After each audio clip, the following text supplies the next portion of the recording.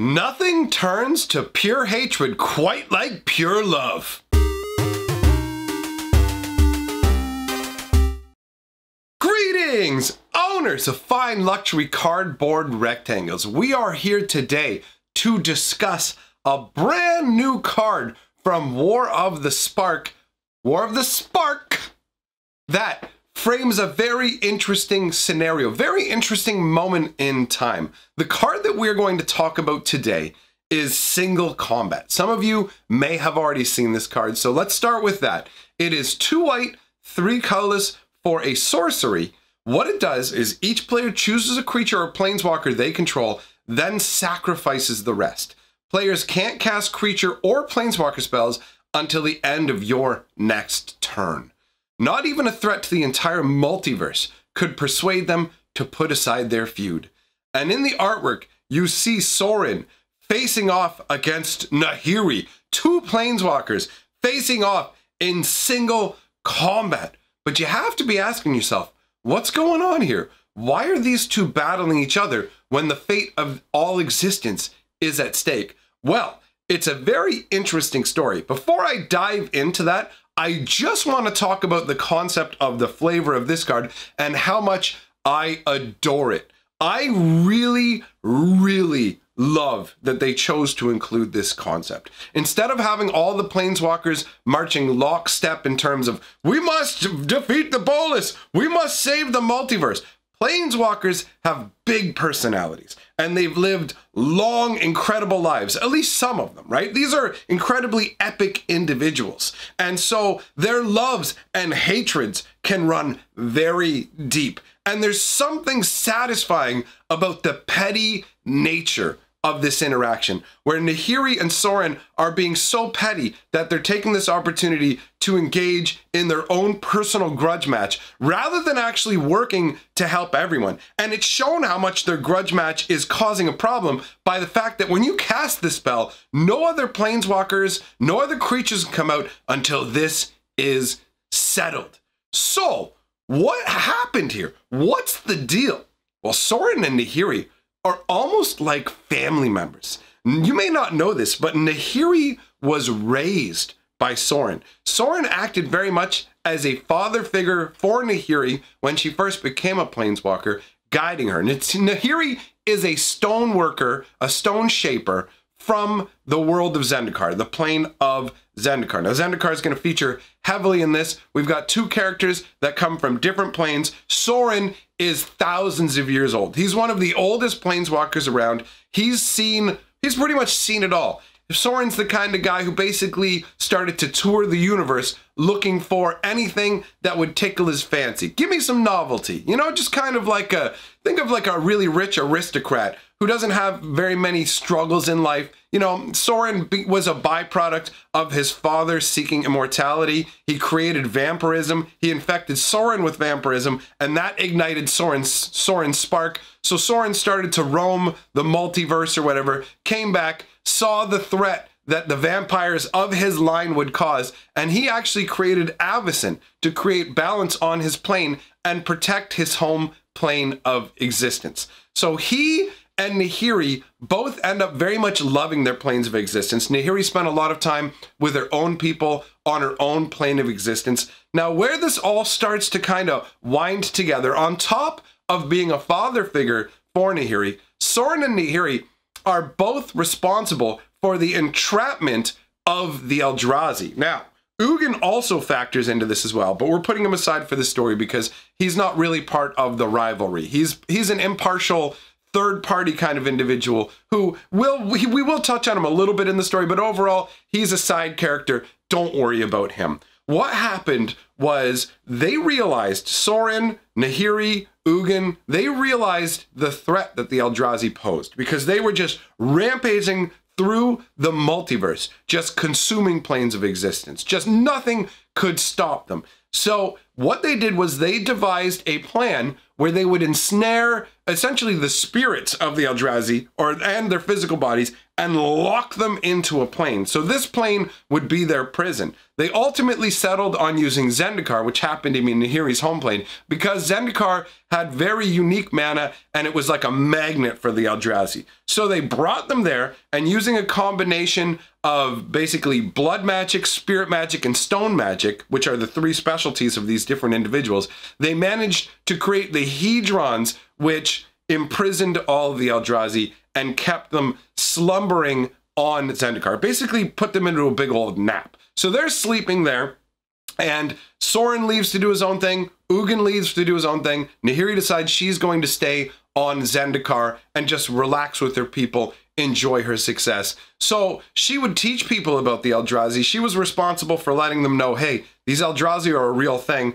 They're dormant inside the planet, and in the plane, I should say. And you guys need to be aware of the threat that they pose. But Nahiri basically, after a while, instead of being like Sorin got tired of everything, and so he just traveled around looking for novelty. Instead, Nahiri basically went dormant. She just kind of took a massive long nap and said, you know, I'm just gonna rest. I'm not gonna worry about this. And in that time, everybody forgot about the Eldrazi. Fake religion sprung up around the Eldrazi. And at a certain point, catastrophic event happens.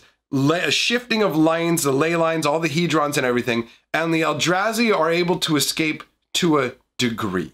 So they're not able to fully escape, but spiritually they can reach out now and start wreaking havoc on Zendikar. Now Ugin, along with Nahiri and Sorin, all pledged that if there was a problem and the Eldrazi awoke, that they would recoalesce together and they would handle the issue. Now, Ugin couldn't come because Ugin at the time was actually dead. He had been destroyed. This is before the timeline reversal and Ugin got brought back to life. But anyways, Ugin is gone at this point, so he can't answer the distress call that Nahiri sends out when she awakens and realizes that the plane is being ravaged. Just, that's a no-go. So she sends something out to Sorin saying, you know, we need help. Come on, man, get on over here. But the problem is, Sorin had created the Hell Vault to trap demons, right? That's was to keep, he's interested in protecting his home plane of Innistrad. So he's got the Hell Vault where demons are being imprisoned, and eventually even Avacyn ends up getting imprisoned there along with another demon. But anyways, the Hell Vault blocks Nahiri's signal, basically it's like a radio wave jammer where it's like, can't get through. So Sorin did not get the message that help was needed on Zendikar. Meanwhile, Nahiri's pulling her hair out as the Eldrazi are just ravaging and destroying her homeland, right? In a way, she's gonna feel guilt because she's one of the people who helped trap them here. So in a way, this is partially her fault. So she's looking and she goes, okay, you know what? Sorin hasn't shown up. Something must be wrong. Like, obviously he must be in grave danger. Something's happened to him because he wouldn't just abandon me. He's basically my father, right? So she takes herself on over to Innistrad and finds out, nope, Sorin's there. He's alive, tending to his own plane of existence. He's just sitting there taking care of Innistrad, worrying about his Hell Vault and all the problems that are ravaging Innistrad. So Nahiri shows up and confronts him and basically is like, you betrayed and abandoned me. And Sorin was like, that's not what happened. I didn't get the message, okay? The Hell Vault stopped me from getting the message. But Nahiri wasn't having it. She threw a temper tantrum essentially and said, no, I'm going to get some, and attacked Sorin. So she has a go at Sorin, and that's the point where they start to become enemies, right? Sorin actually tries to stop her and ends up eventually imprisoning her inside the Hell Vault. And Nahiri spent an insane amount of time trapped inside this Hell Vault, being tortured by demons and things like that. Like, she's stuck in there with demons. All the undesirables of Innistrad have been shoved into that Hell Vault. So Nahiri ends up in there. At a certain point, Avacyn ends up in there. And Nahiri's just lost her mind by this point. All she wants, she lives for revenge against Sorin at this point. So she swears that she is going to undo everything that matters to Sorin. She messes around with Avacyn, gets Avacyn turned against Sorin. Now, Avacyn's meant to be the protector of Innistrad, but instead she starts ravaging the plains. Like, Sorin's basically gone. He's headed off on his, let's go look for some novelty in the universe. Let's have some fun. He comes back home. The Hell Vault is no more. The Hell Vault is donezo. Avacyn isn't doing her job of protecting the whole populace. He goes to his ancestral home. Soren's ancestral home just laid to waste. All these vampires of his lineage are encased in huge stone pillars. Basically, Nahiri's like letting him know, yeah, that was me, buddy. I'm coming for you. So basically what happens is Avacyn is still somewhat of a problem in terms of she still protects Innistrad. And when I say a problem for Nahiri, because Nahiri's not done yet. Nahiri has not gotten everything she wants. Nahiri is so broken by what happened to Zendikar and her homeland that she wants Soren to hurt like she hurts, because she's lost Zendikar. She's betrayed by the man that she thought was her father. And we all know those are the most bitter disputes. When it comes to like hate is like the opposite. Hate's not the opposite of love, really. It's like a different variation. The opposite of love is more like apathy and not caring. It's indifference. But either way, hate and love are like two different ends of the spectrum, essentially. So her love has slowly but surely soured into intense hatred for Soren, to the point where she doesn't care how many innocents get hurt by this. She wants Soren to suffer the same way. So her plan is to actually lead Emrakul, who's been trapped in a moon. That Emrakul, you know the Emrakul that's so powerful they trapped her in a moon? Lead Emrakul to Innistrad to lay waste to it. So basically, Nahiri manipulates Soren into destroying Avacyn, the guardian angel of the planet. Or not, I keep saying planet instead of plane of existence, although I mean, you could consider it a planet if you want to. Either way, she lures the biggest, baddest, most corrupting of the Eldrazi, Emrakul, to Innistrad, and starts to lay, like, Emrakul just starts to lay waste to the place. She starts to corrupt everybody. Her effect is very noticeable. You will have seen the cards that are all warped up and things like that. Like Nahiri put all these crazy cryptolith fragments in the world as well to corrupt its mana. Like Nahiri wasn't messing around. She wanted Soren to suffer the same way. So she wanted his home plane that he clearly cared about protecting to be laid to waste. And so at the end of it all, Soren and Nahiri face off in an epic battle. And Nahiri ends up with the upper hand. She ends up encasing Soren in stone, and the stone is piercing into him in all kinds of ways that cause him so much pain that he can't actually planeswalk out of the stone. She then steals his sword and takes off. That's it. She just leaves him to suffer for eternity. She doesn't want to finish him off. She basically encases him in stone so he can watch Emrakul ravage Innistrad, and then she doesn't care if he lives, if he gets wiped out, whatever. But she wants him to have to watch the destruction of what he loves. So that's really, really intense. That's some high-level, Shakespearean-level revenge. You know what I'm saying? That is fantastic. Now, I will bring up one minor point right now. As of now, we don't know in War of the Sparks.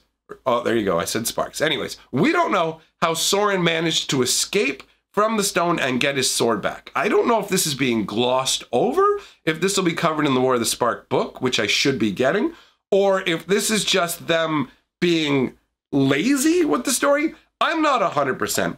But that's what leads to this scenario where all of a sudden they're all located on Ravnica. When Nahiri and Soren end up meeting, it's single combat. It's like, you! And then the battle continues as if it never ended. They don't even care. The other planes are like, guys, Nicol Bolas is going to destroy the world. Quiet! We have something important to attend to. It's so intense. It's intense, it's epic, and it's petty at the same time. And the flavor encapsulated in the card is absolutely amazing. I adore that they did this and didn't just go, oh no, you know what? We're just going to go ahead and have them just front-facing. We'll fight against Bolas. And Nahiri's an interesting character because you don't normally get to see white planeswalkers going all rogue and vengeance style, right? It honestly feels a bit like the old days of Magic, where they would make characters that were more believable in their motivations and had more grayness to their character instead of this rigid, I'm a white planeswalker, so I uphold law and order and I will only do good things. So Nahiri is a really interesting character in that regard. You have Nahiri as a white planeswalker who is just bringing destruction. And then you have Soren as a black or black-white planeswalker, depending on which version you're looking at, who's interested in protecting. It's a very interesting flip of the normal script. So overall, there's a ton of flavor in these characters. There's a ton of flavor in this story, and I absolutely love the way that it all leads up. The story is all led up to this moment where they, let this be our final battle on Ravnica. For me, the card's a home run. I absolutely love the flavor of it. That being said, I want to know what you guys think. Is this a home run for you? Do you love this the way that I love this? And in the meantime, let me roll the golden scroll. The people who have my back on Patreon or through channel memberships. And I want to welcome our newest member, Debbie Allen. Yeah, that's right. We're going to use your mama's name. His name's not actually Debbie, but he's still lazily using the name that his mom put on the account forever ago, even though he's a full adult man. So we're going to call him Debbie Allen here too, because it just feels right. I know him as Debbie, you know him as Debbie, and now the scroll shall know him as Debbie. And a special shout out, Mr. Pickle, as well, for increasing his pledge on Patreon. Thanks for the support, brother. Thanks for being here, everyone. I shall see you guys tomorrow.